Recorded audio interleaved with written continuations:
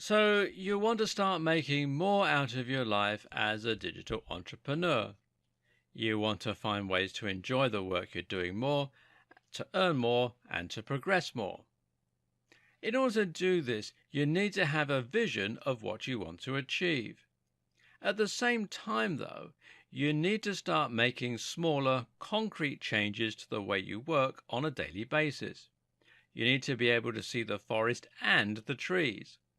If you're a sole trader who is running the show alone, then that makes you both the CEO and the workforce, and it puts you in a unique and challenging situation.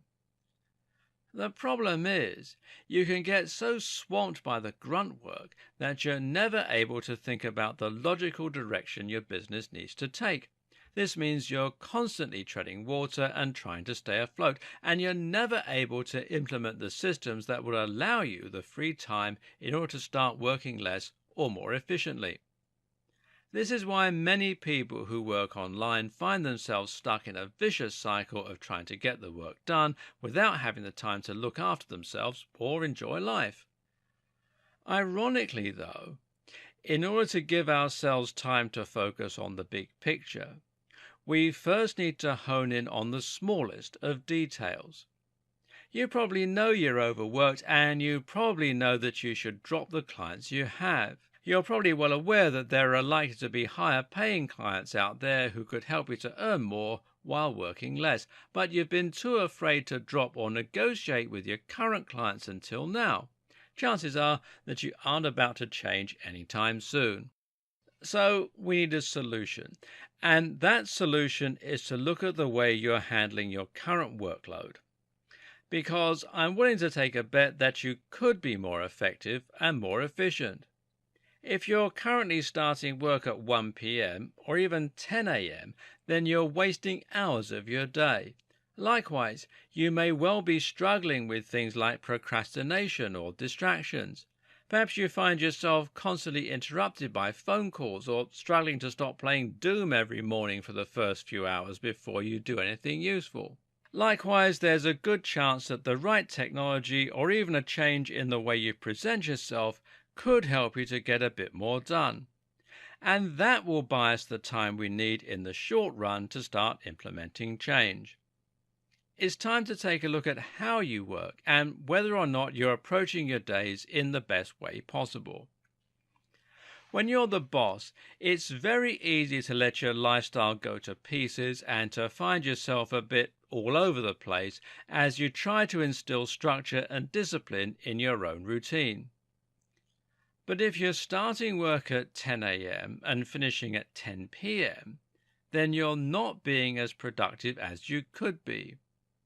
If you often find yourself finishing work at 1 a.m., then you need to seriously reconsider your approach. Not only is this going to prevent you from being able to enjoy time with your friends and family, but it will also come across as unprofessional to your clients. Do you really want to work with someone who is constantly handing work in minutes before the deadline? The solution is to start instilling discipline. That means you wake up at a set time in the morning and begin work at a set time too. Likewise, it means when you're working, you are working, not playing games, watching TV, or making personal calls. The first thing you're going to do is to try and fix your sleep so that when the alarm goes off, you will have the willpower to spring out of bed and get straight to work or the gym. This takes a lot of mental discipline, but that's part of the point. This will cultivate your discipline and make you a generally more effective and productive person. If you can leap out of bed at 7 a.m. when your body is screaming for you to hit snooze, well, then you can do anything. But it starts with getting enough sleep so that you have more energy and willpower to begin with. This is something that is very in vogue right now, and all manner of blogs and websites will discuss the topic of sleep hygiene at length. There are a number of different things you can do to make sure your sleep is deeper, more restful, and more effective. The first is to turn off your phone 1 hour before bed and stop looking at it. The same goes for computers, laptops, or anything else. For starters, looking at bright screens will cause the release of the stress hormone cortisol, which works against the sleep hormone melatonin. The more cortisol you have in your system, the less melatonin you will produce. At the same time, phones and other devices are stressful in themselves. They're stressful because we associate them with important calls, with angry clients, and with work. But they're also inherently stressful in the biological sense. That's because they're filled with things designed to trigger arousal and thereby get our attention. These include things like flashing lights, loud noises, and bold writing written in red.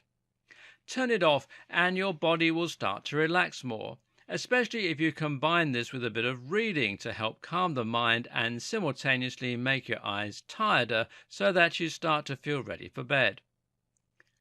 At this time of night, there is no reason not to turn off your phone.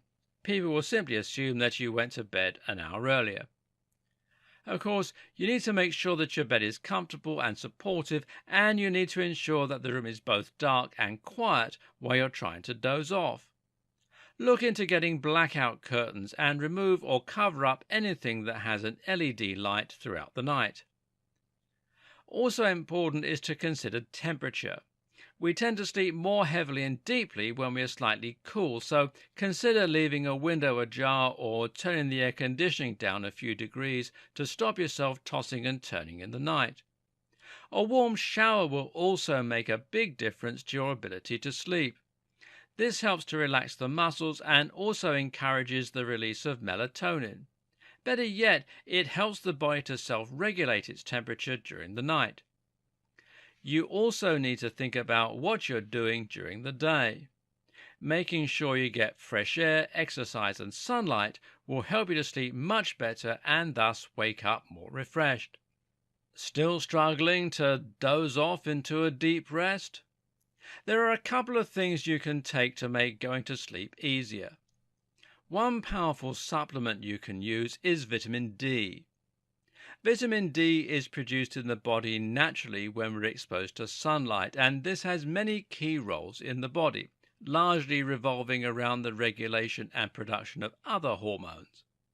Vitamin D can help to raise levels of melatonin at pertinent times, as well as testosterone, giving you more energy. Unfortunately, most of us don't get anywhere near enough sunlight, and thus we're severely deficient in vitamin D.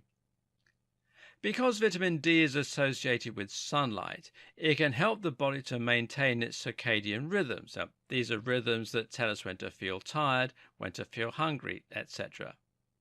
Take this supplement in the morning, and you should find you sleep better and feel recharged and rejuvenated.